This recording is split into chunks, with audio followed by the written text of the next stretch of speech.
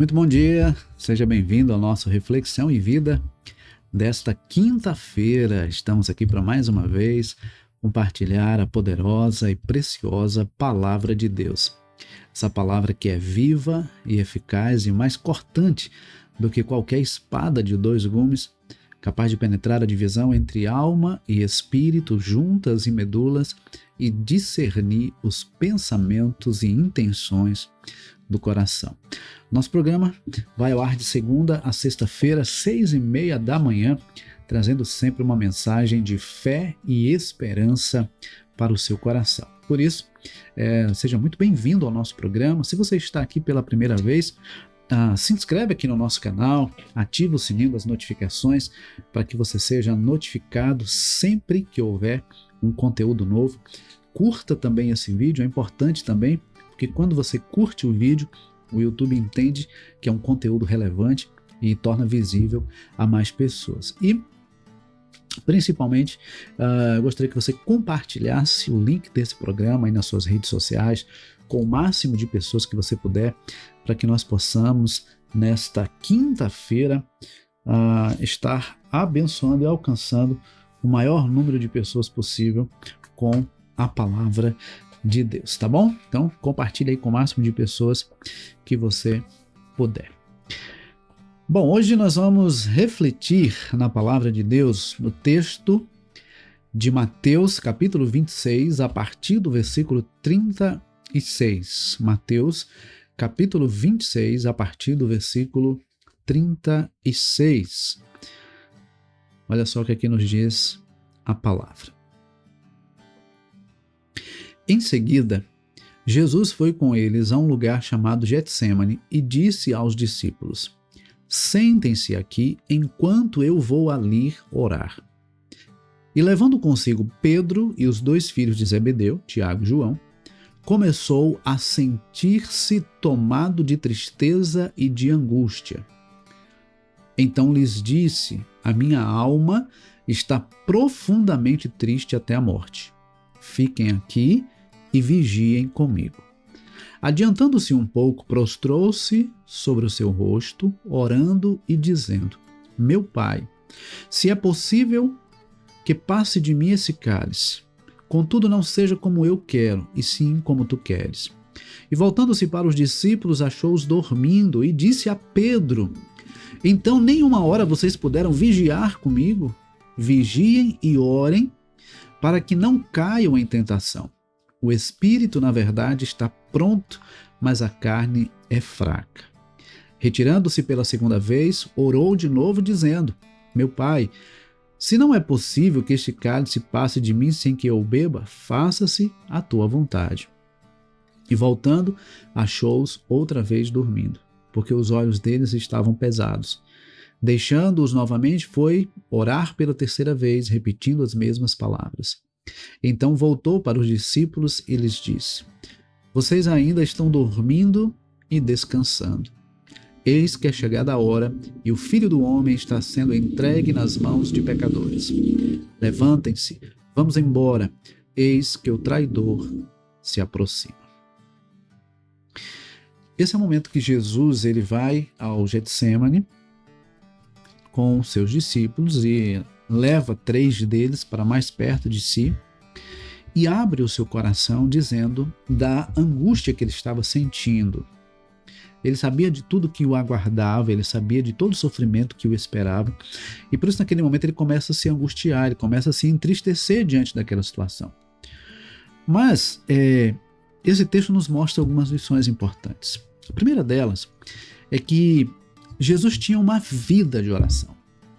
Jesus não buscava ao Pai em oração apenas nos momentos de dor, nos momentos de sofrimento, nos momentos de angústia. Ele tinha uma vida contínua de oração. Ele se retirava para orar, ele orava nas madrugadas, ele se afastava, ia para lugares desertos para estar em comunhão com o Pai. Mesmo diante de toda a demanda que Jesus tinha, mesmo diante de tantas pessoas que ele atendia, de tantas mensagens que ele pregava, de tantos milagres que ele realizava, Jesus nunca deixou de ter uma vida de oração com o Pai. E aí a gente aprende que se Jesus, o Filho de Deus, ele tinha essa vida de oração com o Pai, como é que nós vamos nos dar o luxo de não entender a importância da vida de oração? Por isso que o apóstolo Paulo, quando escreve em 1 aos Tessalonicenses 5,17, ele diz assim: orai sem cessar, ou seja, orem em todo o tempo, orem constantemente. A oração precisa fazer parte da nossa vida.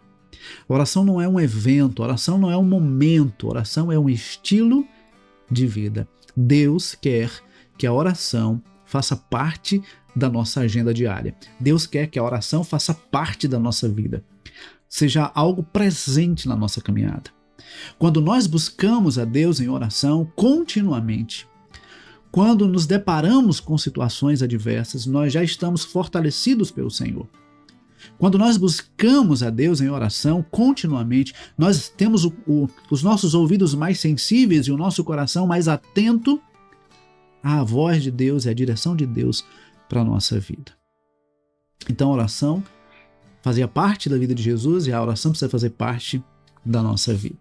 Outra lição que nós podemos aprender com esse texto é que no momento de angústia, Jesus chamou pessoas para estar perto dele, chamou os seus 3 mais próximos discípulos. Observe que no versículo de número 37 diz que, levando consigo Pedro e os filhos de Zebedeu, começou a sentir-se tomado de tristeza e de angústia. Então lhes disse: a minha alma está profundamente triste até a morte. Fiquem aqui e vigiem comigo. Você não precisa sofrer sozinho. Você não precisa guardar somente para você o que você está passando, o que você está enfrentando, a dor que você está enfrentando, o sofrimento que você está enfrentando, as dificuldades com as quais você tem que lidar. Você não precisa guardar só para você. É claro que você não vai sair falando para todo mundo, você não precisa sair contando a sua vida para todo mundo, mas você precisa ter pessoas em que você possa confiar e abrir o seu coração. Ainda que essas pessoas não possam fazer nada, mas só o fato de você abrir o coração com essas pessoas já vai trazer alívio para sua alma, porque você vai estar colocando para fora aquilo que está te corroendo por dentro. Você vai colocar para fora, você vai externar aquilo que internamente está consumindo você. Então entenda como é importante ter pessoas que possam nos ouvir no momento de angústia, pessoas com as quais nós possamos abrir o nosso coração. Jesus tinha os discípulos, os 12, mas tinha aqueles 3 ali que eram mais próximos, Pedro, Tiago, João, e naquele momento Jesus os chama para perto e diz: vigiem aqui comigo, porque a minha alma está triste, a minha alma está angustiada. E aí aqui eu aprendo também, se Jesus ele abriu o coração com aqueles seus discípulos, por que nós vamos ficar guardando só para nós aquilo que está nos angustiando? Aquilo que está consumindo as nossas forças, aquilo que está minando a nossa alegria? Por que vamos ficar apenas para nós? Existem tantas pessoas que nesse momento estão sofrendo, tantas pessoas que estão enfrentando lutas enormes, mas que estão guardando apenas para si mesmas. Estão fingindo que está bem, estão colocando um sorriso no rosto, mas que não corresponde com a realidade do coração. Você não precisa continuar fingindo ser forte quando está se sentindo fraco. Você pode ter pessoas com as quais você possa mostrar a sua vulnerabilidade, abrir o seu coração, rasgar a sua alma.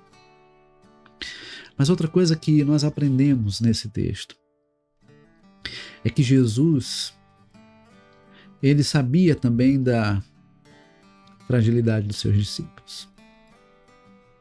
Nós falamos ontem de que Jesus estava falando com Pedro. Jesus estava falando com os discípulos, que ele seria preso e tudo mais, e Pedro então ele diz assim: olha, ainda que o Senhor seja uma pedra de tropeço para os outros, para mim o Senhor não será. E ele diz mais: ainda que eu tenha que morrer pelo Senhor, estou disposto a morrer.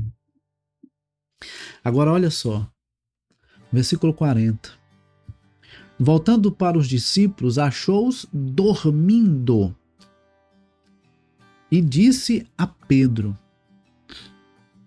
então nem uma hora vocês puderam vigiar comigo?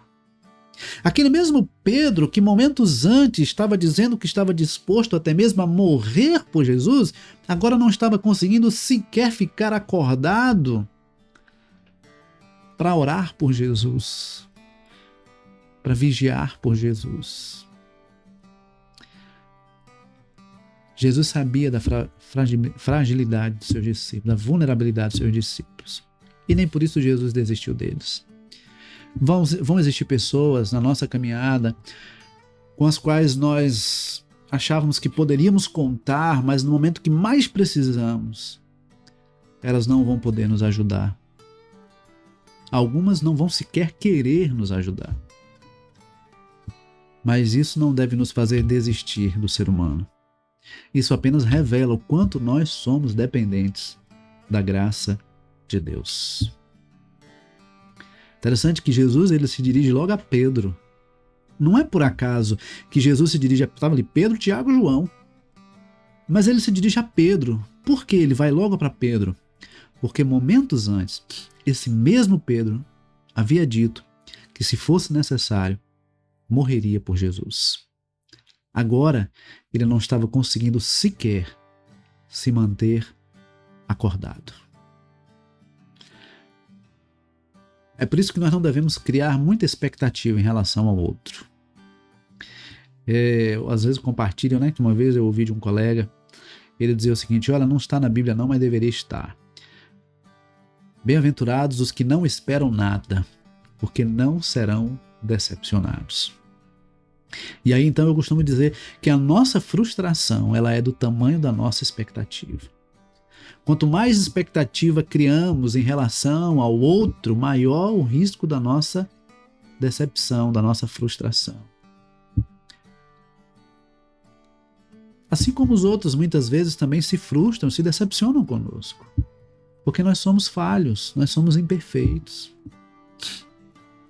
Às vezes nós decepcionamos, outras vezes nós somos decepcionados.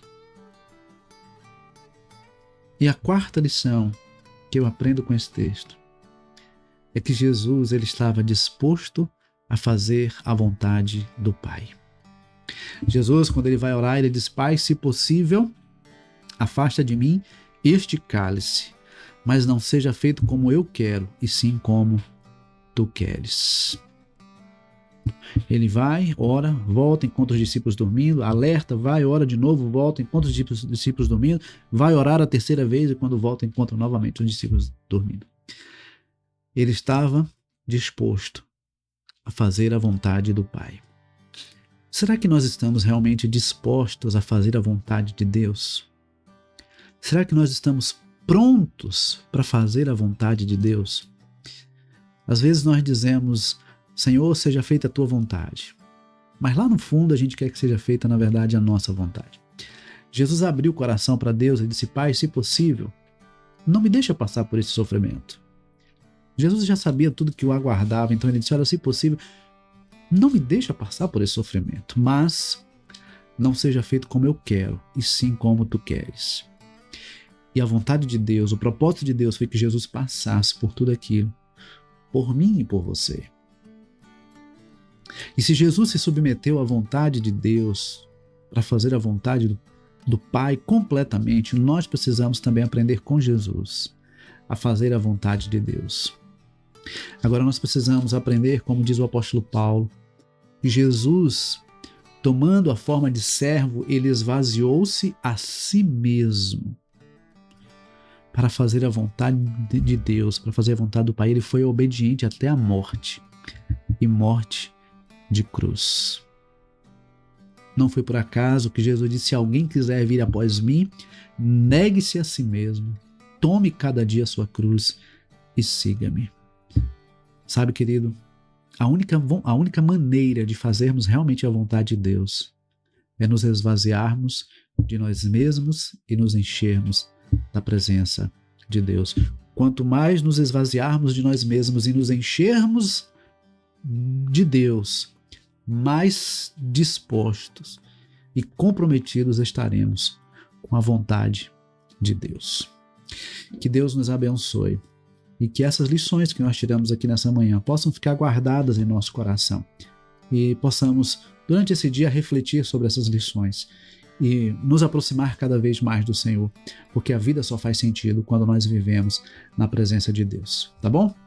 Que Deus nos abençoe, que Deus nos conceda uma ótima quinta-feira e, se Deus permitir, amanhã, 6h30 da manhã, nós temos um novo encontro marcado. Se esse programa abençoou a sua vida, se esse programa fez sentido, compartilhe com o máximo de pessoas que você puder para que mais pessoas também sejam abençoadas, tá bom?